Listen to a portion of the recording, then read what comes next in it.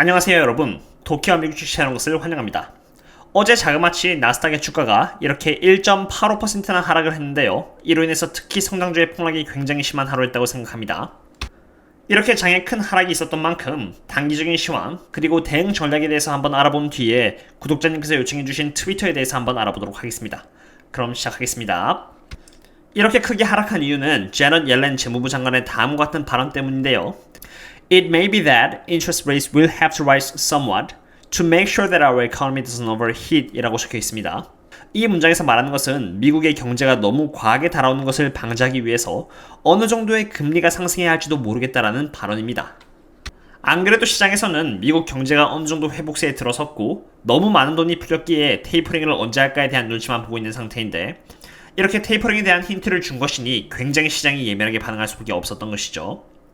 그리고 그 다음 부분이 중요한데 우리나라 시간으로 이번 주 금요일날 로버트 카플란 총재가 테이퍼링을 나서야 한다는 발언을 할 가능성이 굉장히 큽니다. 이런 발언을 하면요 또 시장이 반등을 할 수도 있으니 보수적으로 시장을 관찰해야 할 필요가 있다고 생각을 하고요. 게다가 베런스에 따르면 연준은 6월부터 테이퍼링 계획을, 도이치뱅크는 잭슨홀 회의가 열리는 8월달에 테이퍼링 계획에 대해서 논의를 할 것이라고 예측을 하고 있습니다. 그리고 또 다른 전문가들은 이보다 늦은 9월이나 11월달에 예상을 하고 있는 상태입니다. 이러한 시장 전망을 봤을 때 저는 개인적으로 방어적으로 투자를 해야 할 필요성을 느낍니다. 나스닥의 경우 대부분 성장주는 아직 영업이익 및 순이익이 적자이기 때문에 미래의 5년 후의 수익을 미리 이렇게 밸류 시승으로 끌어와서 주가에 반영을 하는 경우가 대부분인데요. 테이퍼링이 시작되면은 지금 보고 계시는 이 디스카운트 레이트가 상승을 하기 때문에 실적이 없는 성장주, 즉 미래의 실적을 이렇게 끌어와서 주가가 반영되는 성장주의 주가는 하락할 가능성이 있습니다. 그러므로 저는 제가 갖고 있는 순이익이 마이너스인 기업들에 대해서는 수익률이 20% 미만인 경우 분할 매도 및 매도를 하여 수익을 지키고요. 앞으로의 국면에 대비해서 대응할 준비를 할 것 같네요. 마이너스가 나고 있는 경우는 어떡하냐라고 물어보실 수도 있는데 10% 이하로 손해를 입고 있는 주식들의 경우는 저라면 분할 매도를 해서 피해를 최소화함과 동시에 나중을 위해서 대응할 수 있도록 준비를 해놓을 것 같습니다. 물론 나스닥에 있는 성장주라고 할지언정 실제 순이익이 크게 나고 있는 빵 주식들이 있죠. 그리고 엔비디아나 테슬라 등의 경우는 수익이 30%에서 50% 이상인 경우라면 너무 일찍 선대응을 하지는 않을 것 같습니다. 이렇게 시장에 대한 상황 그리고 어떻게 방어적으로 대비를 할 것인지에 대해서 간단하게 알아보았으니 이번엔 트위터의 분석을 시작해보도록 하겠습니다. 트위터가 어떤 수익 모델을 갖고 있는지 한번 알아보도록 하겠습니다. 트위터를 사용하는 유저는 크게 두 개의 역할을 갖고 있습니다. 유저는 트윗을 읽기도 하고 반대로 쓰기도 하죠. 유저가 트윗을 쓰면은 트위터는 유저로부터 만들어진 트윗을 널리 퍼뜨리고요. 이로 인해 유저들은 평소에 관심 갖고 있어야 하는 분야의 트윗을 읽게 됩니다. 쉽게 말해 지금 여기 보시는 것처럼 트위터가 유저를 대상으로 흥미를 느낄 만한 트윗을 전달해주기도 하고요. 트윗 조회수를 늘려주는 알고리즘 역할도 한다는 뜻입니다. 그리고 그 대가로 트위터는 데이터로부터 유저를 얻어가는 것이죠. 이렇게 usage 데이터라는 것이 보이시죠? 이것을 전문적인 용어로 데이터 마이닝이라고 합니다. 데이터 마이닝을 통해서 유저들의 활동 특성을 트위터는 파악할 수 있게 되는 것입니다. 이러한 데이터를 액세스할 수 있는 권한을 기업에게 제공함으로써 트위터는 수익을 올릴 수 있는 것이죠. 이것이 바로 트위터가 수익을 올릴 수 있는 첫 번째 방법이 되겠고요. 다음으로 여기 프리미엄 컨텐츠 프로바이더가 등장하는데요. 프리미엄 컨텐츠를 제공하는 사람들은 유저들이 흥미를 느낄 만한 컨텐츠를 트윗합니다. 트위터는 프리미엄 컨텐츠 프로바이더가 만든 컨텐츠에 광고를 붙이고요. 이를 통해서 자연스럽게 유저들은 광고를 접하게 되죠. 유저가 광고를 보았으니 당연히 그 부분에 대해서 광고주는 트위터에게 돈을 지급하고요. 돈을 지불받은 트위터는 앞으로도 꾸준히 광고와 함께 프리미엄 컨텐츠를 제공할 프리미엄 컨텐츠 프로바이더에게 돈을 지불합니다. 트위터가 일반적으로 매출액을 내는 방법, 즉 비즈니스 모델에 대해서 알아보았으니 이번에는 구독자님께서 요청하셨던 이번 실적에 따른 하락은 과매도인지 아닌지에 대해서 한번 알아보는 시간을 가져보도록 하겠습니다.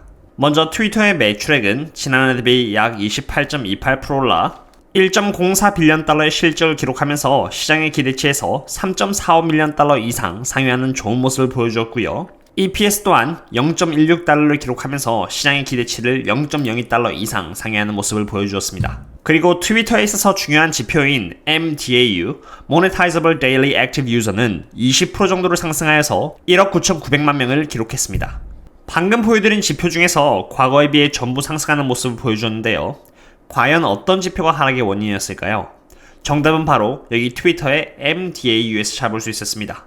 이 MDAU가 실제 수익에 기여하는 활성 사용자라는 의미를 갖고 있어 트위터의 매출액과 직접적으로 연결이 되어 있으며 앞으로 추세 또한 예상할 수 있는 수치가 됩니다. 다수의 애널리스트들은 2021년 1분기에 mDAU에서 2억 명의 mDAU를 기록할 것이라는 기대와는 달리 2020년 4분기 대비 700만 명 상승한 1억 9,900만 명의 실적을 이뤘기 때문에 실망 매도 물량이 나온 것이죠.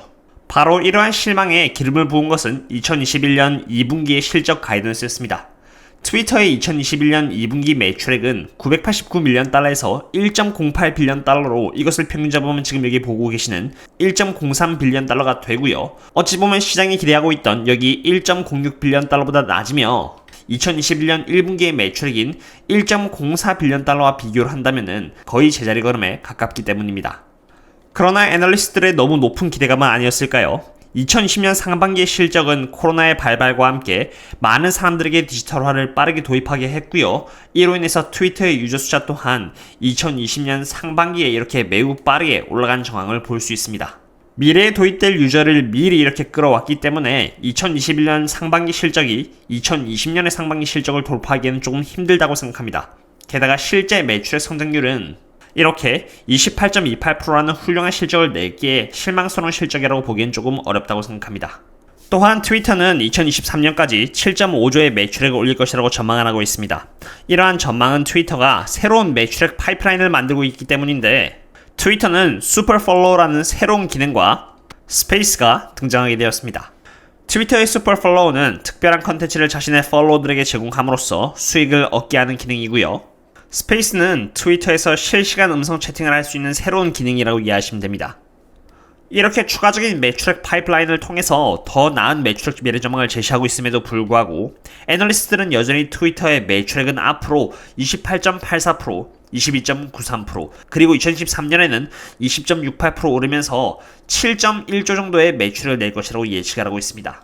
지금은 비록 애널리스트들이 트위터가 7.5조의 실적을 낼 수 있을 것이라고 믿고 있지 않지만 만약에 꾸준히 실적을 증명해 보이면서 2023년까지 7.5조의 매출액을 달성할 수 있는 모습을 조금이라도 보여준다면 다시 주가는 좋은 모습을 보여줄 것이라고 생각합니다. 지금까지 트위터가 왜 하락을 했으며 17%에 가까운 하락이 왜 과매도인지 말씀을 드렸는데요. 이번에는 트위터가 런칭할 예정인 스페이스 그리고 스페이스의 경쟁사인 클럽하우스에 대해서 조금 더 자세히 알아보도록 하겠습니다. 먼저 클럽하우스는 오디오 채팅 사회 연결망 서비스 어플리케이션으로 초대 또는 기존 사용자들로부터 승인을 받아야만 참여할 수 있는 폐쇄적인 시스템 특징을 갖고 있습니다. 한때 트위터는 이렇게 4조의 기업 가치를 가진 클럽하우스를 인수하려고 했으나 중간에 멈추었고요. 그러한 트위터의 선택은 매우 현명한 선택이었다고 생각합니다. 그 이유는 트위터가 인수 대신에 직접 3월 2일 안드로이드 기반으로 스페이스 앱을 만들어서 출시를 했고요. 더 많은 유저의 기반을 가진 트위터가 경쟁사인 클럽하우스를 따라잡기에 충분한 힘을 갖고 있었기 때문입니다. 트위터의 스페이스 서비스가 아직 완전히 자리 잡지 않았음에도 불구하고 iOS 앱스토어에서 클럽하우스의 랭킹은 나날이 이렇게 하락을 하고 있고요. 인스톨되는 숫자 또한 이렇게 매우 급격히 하락하고 있는 모습을 볼 수 있습니다. 이 그림에서 보여주는 데이터 이전의 클럽하우스는 2월 9일부로 미국에서 가장 유명한 앱으로 19위를 달리고 있었고요. 2월 24일날 이렇게 37위로 떨어졌다가 3월 25일이 되면서 172위까지 떨어졌고요. 나중에는 4월 6일이 되면서 239위까지 추락했습니다. 클럽하우스가 새로운 앱이며 iOS 기반에서만 서비스가 유치되었음에도 불구하고 과거에 이렇게 인기가 많을 수 있었던 이유는 유니크성 때문이었습니다. 그러나 더 많은 유저를 두고 있는 스페이스가 등장하면서 이러한 유니크성을 잃게 되었고요. 많은 뷰를 원하는 사람들은 자연스럽게 스페이스로 옮겨갈 수밖에 없는 것이죠. 트위터의 스페이스가 클럽하우스를 따라잡을 수 있는 가능성이 높다는 것은 이해하셨을 것이라고 생각합니다. 그렇다면 스페이스가 어떤 역할을 하길래 트위터의 매출액에 직접적으로 기여를 할 수 있는 것일까요? 지금 보고 계신 팁은 트위터가 처음으로 상업화시킨 기능으로 스페이스에서 팔로워들을 대상으로 호스트가 방송을 할 때 팁을 받을 수 있는 기능이 들어가 있습니다. 팔로워들이 호스트에게 팁을 주면요, 중간 수수료를 트위터가 갖고 가고 남은 팁을 호스트가 받아감으로써 더 열심히 방송을 할 수 있는 동기를 얻게 되고 이로 인해서 시스템의 순환이 이루어질 수 있게 되는 것이죠. 지금까지 이렇게 트위터가 왜 과매도였는지 그리고 트위터의 미래 전망에 대해서 알아보았으니 이번엔 트위터의 밸류에이션에 대해서 알아보도록 하겠습니다. 밸류에이션 부분에 있어서 트위터를 페이스북과 핀트레스트 그리고 스냅과 한번 비교를 해봤는데요. 여기 EV Sales 멀티플을 보시면은 스냅의 경우는 32.04고요. 핀트레스트는 20.29, 페이스북은 9.14, 그리고 트위터는 10.37로 핀트레스트와 스냅과 비교를 했을 때 확실히 저평가인 모습을 보여주고 있습니다. 그러나 이렇게 핀트레스트와 스냅이 고평가 위치에 있는 이유는 스냅은 78%의 매출액 성장률을 그리고 핀트레스트는 66%의 매출액 성장률을 얻게 될 것이라는 전망 때문에 이렇게 높은 멀티플을 갖게 된 것이죠. 트위터의 경우는 지금 보시는 것처럼 약 19.475, 20%에 가까운 매출액 성장률을 거둘 것이라고 전망이 되고 있는데 브랜드 광고에 수익 의존을 하고 있는 이 트위터가 제가 아까 말씀드린 새로운 수익 모델과 함께 앞으로 꾸준히 이렇게 20% 이상의 매출액 성장률을 유지해준다면 트위터의 밸류에이션은 적정한 상태를 유지하면서 꾸준히 잘 성장해줄 것이라고 생각합니다. 어떠셨나요, 여러분? 오늘은 이렇게 트위터가 왜 과매도인지 그리고 트위터의 미래 전망과 밸류에이션의 중심을 두고 알아보았는데요. 코로나로 인해서 지금까지 높은 실적을 보여준 트위터가 앞으로도 그러한 기조로 계속해서 높은 성장률을 보여줄 것이라는 기대감에 의한 실망감으로 인해서 하락했다고 볼 수 있겠습니다. 그러나 저는 개인적으로 트위터가 여전히 양호한 실적을 냈다고 생각을 하고 앞으로도 꾸준히 좋은 매출액 성장률을 보여주면서 트위터가 전망한 대로 2023년에 7.1조가 아닌 7.5조의 매출액을 기록할 수 있는 모습을 분기별 실적 그리고 최근에 런칭한 스페이스에서 좋은 모습을 보여준다면 앞으로도 주가는 실적과 함께 꾸준히 잘 올라갈 수 있을 것이라고 생각됩니다. 그럼에도 불구하고 지금은 전체적으로 나스닥이 가장 높은 위치에 있고요.